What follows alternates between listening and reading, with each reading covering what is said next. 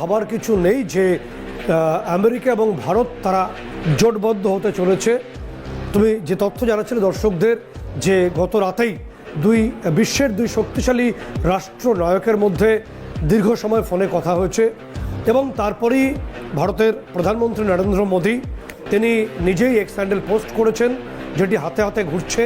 সেই পোস্টে তিনি সরাসরি ঘোষণা করেছেন কি যে দুটি দেশ বিশ্বের এক নম্বর শক্তিশালী রাষ্ট্র অবিসংবাদিতভাবে আমেরিকা এবং এশিয়ার অন্যতম যাকে বলা হয় যে শক্তিশালী বা শক্তিধর রাষ্ট্র এবং বিশ্বেরও ভারত, এই দুটি দেশ তারা শান্তির জন্য এবং সন্ত্রাস দমনের ক্ষেত্রে এবং অন্যান্য অনেকগুলো ক্ষেত্রে তারা একসঙ্গে হাতে হাত মিলিয়ে কাজ করবে। এরপরই যে বিষয়টা নিয়ে সংশয় ছিল যে ফেব্রুয়ারিতেই ফ্রান্সে যাচ্ছেন নরেন্দ্র মোদী, সেখানে একগুচ্ছ তিনি চুক্তি রূপায়িত করবেন। তার মধ্যেই যে সুসংবাদটা এসে পৌঁছে গেল, যে তথ্য আপাতভাবে সামনে এসছে, সরকারিভাবে কিছু হয়তো পরেই সময় চলে আসবে, সেই বিষয়টি হলো যে ফেব্রুয়ারি মাসেই নরেন্দ্র মোদী তিনি আমেরিকা সফরে যাচ্ছেন এবং এটাই সম্ভাবনা তীব্র হয়েছে। এবং ফেব্রুয়ারিতেই আমেরিকা সফরে গিয়ে নরেন্দ্র মোদী এবং ডোনাল্ড ট্রাম্প তারা সামনাসামনি মুখোমুখি। এই যে সন্ত্রাস, এই যে সুরক্ষা, এই যে বিভিন্ন দেশগুলোর যে বিভিন্ন ধরনের সন্ত্রাসকে সমর্থন করে উপরে ভদ্রতার একটা পর্দাকে নিয়ে এগিয়ে নিয়ে যাওয়া, এগুলো উন্মোচিত হবে এবং একগুচ্ছ সামরিক চুক্তি বা অন্যান্য ব্যবসায়িক চুক্তিও হতে পারে। তার পাশাপাশি তোমাকে জানিয়ে রাখবো যে মার্চ মাসেই রাশিয়ার প্রেসিডেন্ট ভ্লাদিমির পুতিন তিনি আসছেন ভারতে এবং পুতিন ভারত সফরে আসলেও একগুচ্ছ চুক্তি রূপায়িত হবে। যখন ভারতবর্ষ পৃথিবীর এক নম্বর দেশের রাষ্ট্রনায়কের তরফ থেকে আমরা ফোন আসছে আমাদের কাছে, আমাদের মাননীয় প্রধানমন্ত্রী ফোনে কথা বলছেন, দুটি দেশ একেবারে উন্নয়নের কথা ভাবছে বলছে, এরকম একটা ছবি, তখন আমাদের পশ্চিম দিকের যে হিংসুটে প্রতিবেশী পাকিস্তান, তার ছবিটা একটু দেখিয়ে দিই কী হয়েছে। গত রাতে ওদের কাছে ফোন আসেনি, অর্থাৎ পাকিস্তানের প্রধানমন্ত্রী শেহবাজ শরীফ কোনো ফোন ডোনাল্ড ট্রাম্পের তরফে এখনও পাননি। কি পেয়েছেন? পাকিস্তানের মানুষ আবারও বিস্ফোরণের শব্দ শুনতে পেয়েছে। কোথায় শব্দ শুনতে পেয়েছে? কালকে ব্যাক টু ব্যাক দুটো বিস্ফোরণ পাকিস্তানে হয়েছে, প্রথমটা বালুচিস্তানে, পরেরটাও বালুচিস্তানে হয়েছে। এবং বালুচিস্তানের গুলিস্তান যে প্যারামিলিটারি ফোর্স আছে, যেটাকে লোকালি বলা হয় কিলা আবদুল্লাহ বলে একটা অঞ্চল আছে, সেখানে ব্যাপক বিস্ফোরণ, পাকিস্তানের সামরিক বাহিনীর ঘাঁটিতে তছনছ অবস্থা, জ্বলছে, খণ্ড বিখণ্ড হচ্ছে পাকিস্তান। আবারও বলছি যে বালুচিস্তান, খাইবার পাখতুনখোয়া, এই সমস্ত প্রদেশগুলো হয়তো অদূর ভবিষ্যতে একে একে পাকিস্তান থেকে বেরিয়ে যাবে, আর রাখার মতো অবস্থা বা রাখার মতো শক্তি কোনোটাই পাকিস্তানের হাতে এই মুহূর্তে নেই। এবং তার পাশাপাশি যে ছবিটা উঠে আসছে যে বাংলাদেশ, যারা পাকিস্তানের গোয়েন্দা সংস্থা, যারা খেতে পর্যন্ত বাংলাদেশটা বিক্রির দশা, বিভিন্ন দেশে গেলে এখন তাদেরকে দূর দূর করে তাড়িয়ে দেওয়া হয় পাকিস্তানিদের, তাদেরকে নিয়ে ব্যবসার স্বপ্ন দেখছে একটি প্রায় প্রদীপ নিপতে বসা দেশ বাংলাদেশ। সেই দেশে কি হয়েছে? আইএসআইয়ের সঙ্গে বৈঠক হয়েছে। আমরা বলছি যে আইএসআইয়ের সঙ্গে আমরা গতদিনই বলেছিলাম যে আইএসআইয়ের সঙ্গে জিএম কাদির, জাতীয় পার্টির যিনি দায়িত্বে রয়েছেন, তার বৈঠক হয়েছে। আজকে বলছি হ্যাঁ, বৈঠকটা হয়েছে।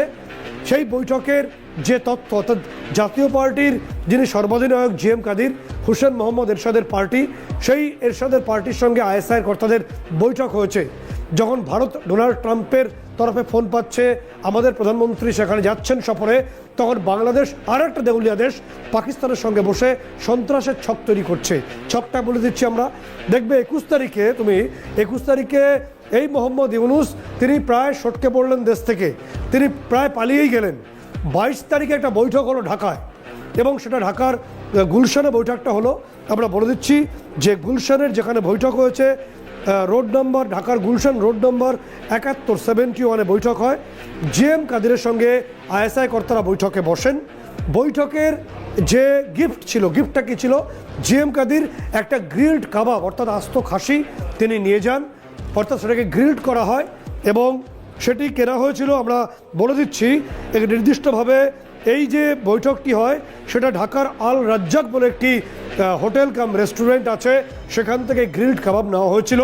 এবং তার পাশাপাশি আমরা বলবো যে বগুড়া দই গেছিল, এবং সেই বৈঠকে নির্দিষ্টভাবে আমরা নাম পেয়েছি, কিন্তু অনেকগুলো করে নাম বলছি না, 2 কলেজের তরুণী গেছিলেন এবং একজন তরুণী, তিনি সেখানকার ইডেন কলেজের স্টুডেন্ট, তারাও ছিলেন এই বৈঠকে। এবং সেখানে নির্দিষ্টভাবে জিএম কাদির একটি মাইক্রো বাসে করে যান এবং ওই দুই তরুণী যান প্রাইভেট কারে।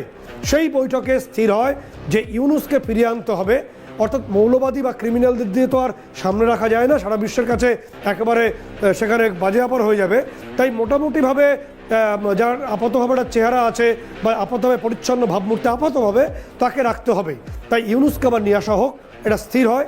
জিএম কাদির সেই বৈঠকে পাক কর্তাদের অ্যাসিওর করেন যে যদি এই মিটিংয়ের পরে এই জাতীয় পার্টি ক্ষমতায় আসতে পারে, সেক্ষেত্রে তারা কার্যত পাকিস্তানের গোলাম হয়ে থাকবে এবং ইউনূসকে নিয়ে তারা এই বৈঠকটি তারা সেই পার্টিটা গঠন করতে চাইছেন। এবং আমরা জানিয়ে দেবো যে এই যে নির্দিষ্টভাবে বৈঠকের পর আইএসআই কর্তারা কোথায় কোথায় গেছিলেন, তারা 9টা জায়গায় গেছিলেন বাংলাদেশের। আমরা জায়গাগুলোর নাম বলছি তিথি। আইএসআই কর্তাদের সঙ্গে স্থানীয়ভাবে সেখানকার সেনার বাংলাদেশ সেনার একাধিক অফিসার ছিলেন। তারা কক্সবাজার, উখিয়া, টেকনাফ, নাগদার সুর, মৌলভীবাজার, হাবিবগঞ্জ, শেরপুর, জামালপুর এবং দিনাজপুর, এই জায়গাগুলো আইএসআই কর্তারা তারা পরিদর্শন করেন। যে তথ্য গোয়েন্দা রিপোর্ট, কারণ এই যে বৈঠকটি হয়েছে আইএসআই কর্তাদের সঙ্গে জিএম কাদিরের, এই বৈঠকের প্রতি নজর রয়েছে গোয়েন্দাদের। এই বৈঠক থেকে স্থির হয়েছে বাংলাদেশের পরবর্তী যে ইসলামীকরণী বলো মৌলবী বা যে মৌলবাদ, এই মৌলবাদের যে আখড়ায় পরিণত করার যে ব্লু প্রিন্ট, সেটা তৈরি করা হয়েছে।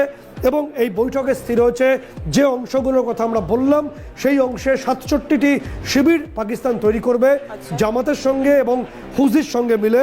এবং গোটা বিষয়টি লেফটেন্যান্ট জেনারেল মোহাম্মদ ফাইজুর রহমান তিনি লিড করছেন। এই মুহূর্তে ওয়াকুরুজ্জামান অনেকটাই পেছনে পড়ে গেছেন।